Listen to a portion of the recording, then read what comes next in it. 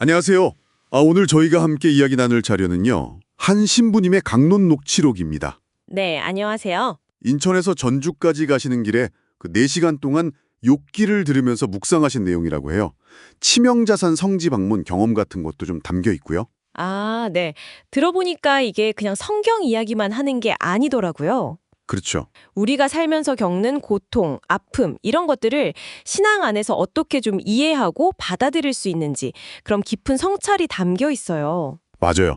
그리고 또 하느님께서 주시는 그 영적인 선물들, 은사라고 하죠. 네, 은사. 그것들을 어떻게 알고 또 공동체 안에서 잘 사용해야 하는지 그런 통찰들을 나눠볼 수 있을 것 같습니다.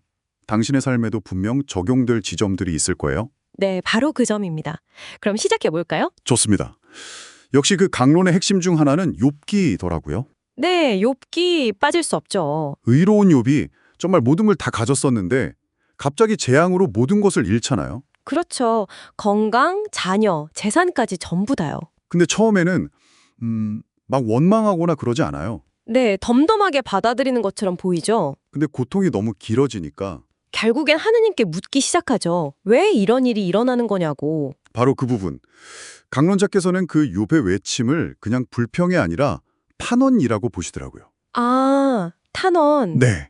그러니까 자신의 고통스러운 과거와 현재 상황을 어떻게든 이해해보려는 그런 몸부림, 절규 이렇게 해석하시는 거죠. 그게 되게 인상 깊었어요.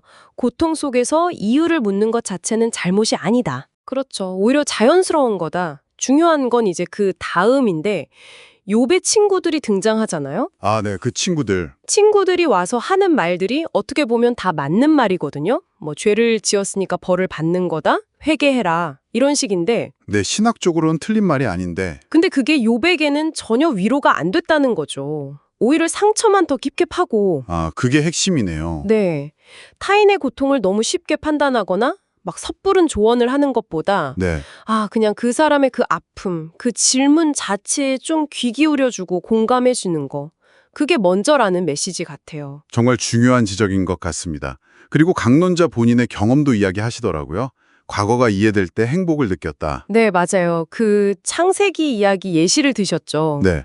혼란스러워 보였던 그 창조 이야기가 25년 만에 이게 이런 질서가 있는 거였구나 하고 이해됐을 때 그때 정말 깊은 행복을 느끼셨다고.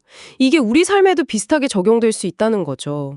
어떻게 말이죠? 그러니까 지금 당장은 막 이해 안 되고 혼란스럽고 고통스러운 일들이 있잖아요. 네, 있죠. 근데 시간이 지나고 또 신앙의 눈으로 이게 돌이켜보면 그 안에 이런 뜻이 있었구나. 하느님의 어떤 계획이나 질서 같은 게 숨어 있었구나 하고 발견하게 될 수 있다는 거예요. 욥처럼요. 욥이 결국 하느님의 그 창조 선미를 듣고 깨닫잖아요. 네, 자신의 무지함을 깨닫고 회개하니까 모든 걸 회복하게 되죠.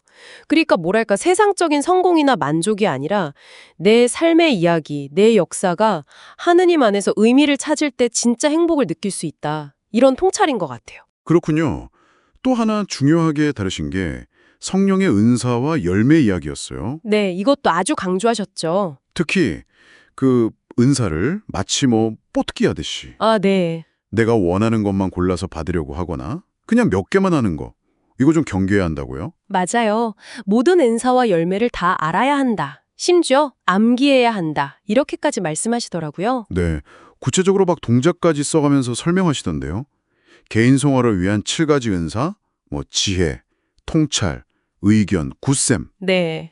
그리고 공동체 유익을 위한 9가지 은사, 지혜의 말씀, 지식의 말씀, 믿음, 치유, 기적, 이런 것들요. 그리고 또 9가지 열매. 사랑, 기쁨, 평화, 인내. 네, 이걸 다 알아야 한다. 왜냐하면 세례와 견진송사를 통해서 우리가 이미 모든 걸 받았다는 거예요. 이미 받았다. 네, 중요한 건 우리가 이걸 얼마나 알고 또 잘 사용하느냐는 거죠.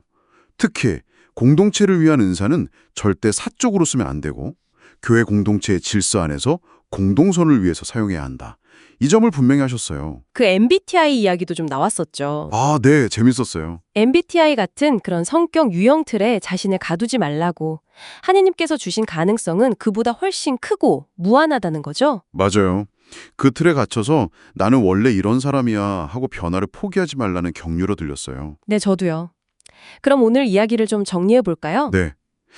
오늘 우리는 한 신부님의 묵상을 통해서 고통 속에서도 어떻게 의미를 찾아갈 수 있는지, 또 내 과거를 신앙 안에서 이해하고 긍정하는 게 왜 중요한지까지. 네.